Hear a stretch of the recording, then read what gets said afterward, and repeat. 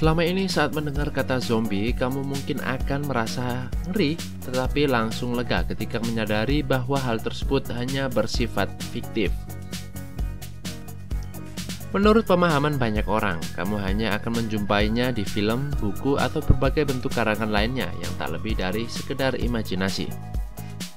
Padahal sebenarnya zombie juga ada dalam kehidupan nyata. Asal-usul zombie.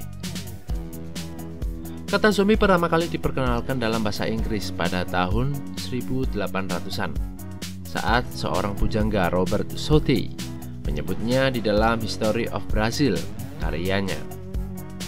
Sementara itu menurut kamus Merriam-Webster, kata zombie berasal dari Creole Louisiana atau Haiti yang mirip dengan kata zombie dari Kumbundu.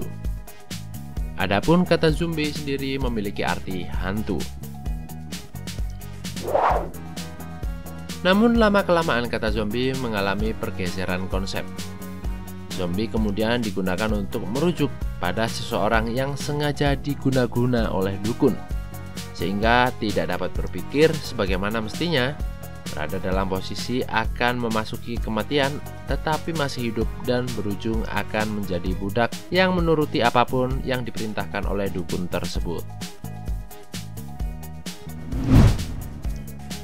Sekarang, masyarakat menggunakan kata zombie untuk menggambarkan seseorang atau sesuatu yang bergerak dengan perlahan, lesu, dan menunjukkan hanya sedikit kesadaran terhadap lingkungannya. Namun, adakah makhluk hidup dalam dunia nyata yang dapat menjadi zombie sebagaimana yang selama ini ditunjukkan melalui film dan buku-buku fiksi? Di tahun 1997, dua buah jurnal The Lancet memuat analisis tentang kasus 3 orang dari Haiti.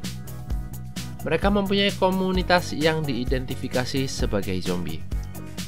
1 dari 3 orang tersebut merupakan wanita berusia 30 tahun yang meninggal dengan cukup cepat setelah jatuh sakit.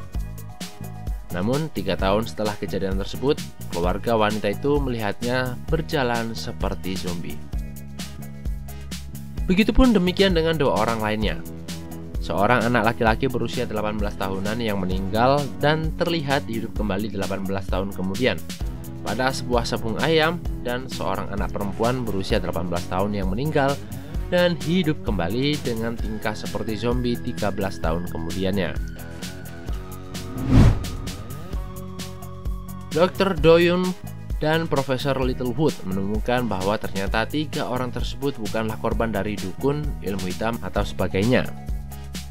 Sebaliknya, zombifikasi tersebut dapat disebabkan dari segi medis.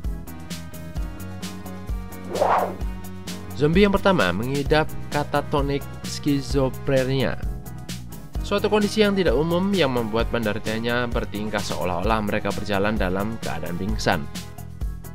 Sementara itu, zombie kedua mengalami kerusakan otak dan mempunyai riwayat epilepsi. Zombie ketiga ternyata memiliki kekurangan atau ketidakmampuan dalam belajar. Peneliti pun dalam jurnalnya menjelaskan bahwa 3 jenis gangguan kesehatan tersebut tidaklah lazim bagi orang-orang di Haiti. Perilaku yang ditunjukkan itu pun merupakan karakter yang menggambarkan zombie.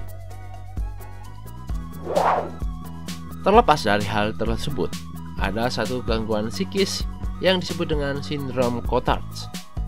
Kondisi ini dapat membuat seseorang bertingkah seperti zombie, sebab penderita di bawah delusi bahwa dirinya meninggal atau membusuk.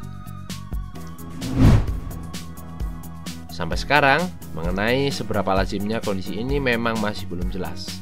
Namun, penelitian menunjukkan bahwa kasus ini jarang terjadi, meski pada kasus yang telah ada kondisinya cukup meresahkan. Nah, jadi bagaimana pandanganmu kini mengenai zombie?